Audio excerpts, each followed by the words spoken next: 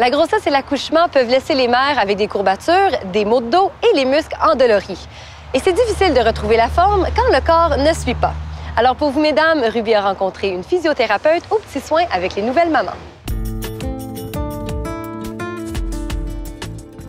Lors d'une grossesse et ensuite l'accouchement, les changements vont inclure au niveau de la squelette, les courbatures vont être plus accentuées. Puis au niveau des hormones, il y a plus d'hormones qui vont relâcher les ligaments, puis les tissus mous vont être plus mous et plus laxes. Donc ce que ça donne, c'est que ça facilite l'accouchement. En plus, au niveau du plancher pelvien et les abdominaux, les muscles deviennent plus étirés. Le ventre bouge comme il faut. Est-ce que tu sens mieux? Oui. Oui. OK. Le plancher pelvien, ça consiste de 3 niveaux de muscles. On a les muscles à l'extérieur, les muscles périnées.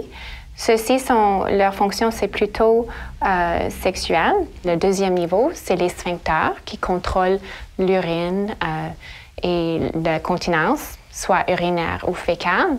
Puis ensuite, le troisième niveau, c'est vraiment notre support. C'est le support de nos systèmes urinaires, reproductifs ou gastro-intestinaux. Donc, ça soutient et ça forme comme un hamac, disons, pour tout notre système à l'intérieur. Et je fréquente la clinique depuis seulement à peu près 3 semaines, 4 semaines, oui.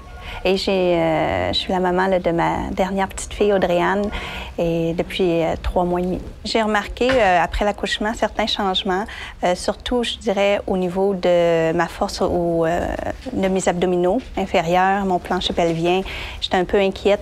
C'est sûr que c'est normal après une grossesse, avoir accouché naturellement aussi, mais est-ce que je travaille les bons muscles? C'est pour ça que j'ai décidé de venir consulter Jody pour un peu me rassurer de ce côté-là. Oui. Quand on fait la contraction musculaire du plancher pelvien, tu vas ressentir tes doigts ici. La tension des abdominaux inférieurs, ils vont contracter en même temps. On y va avec une inspiration. En inspirant, tu vas sentir le plancher qui baisse. Et on inspire encore, puis le plancher va se baisser.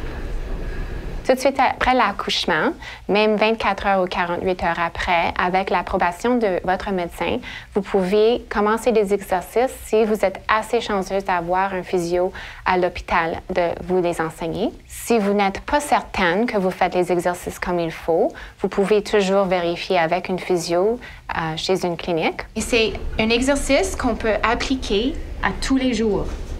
Quand on va soulever le bébé, ou un poids ou pencher. Donc, on va glisser, puis on va remonter.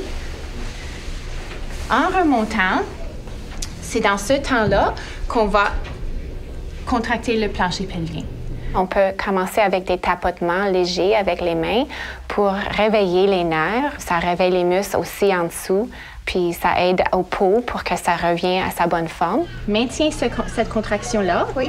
Puis essayez de laisser la jambe tomber un peu vers moi. Et tu le maintiens, tu le maintiens. Toujours travailler les muscles. Vous pouvez toujours commencer pendant une grossesse. Vous devriez commencer pendant la grossesse. Tous les deux, les exercices pour les abdominaux inférieurs et aussi les exercices du plancher pelvien. C'est jamais trop tard de commencer.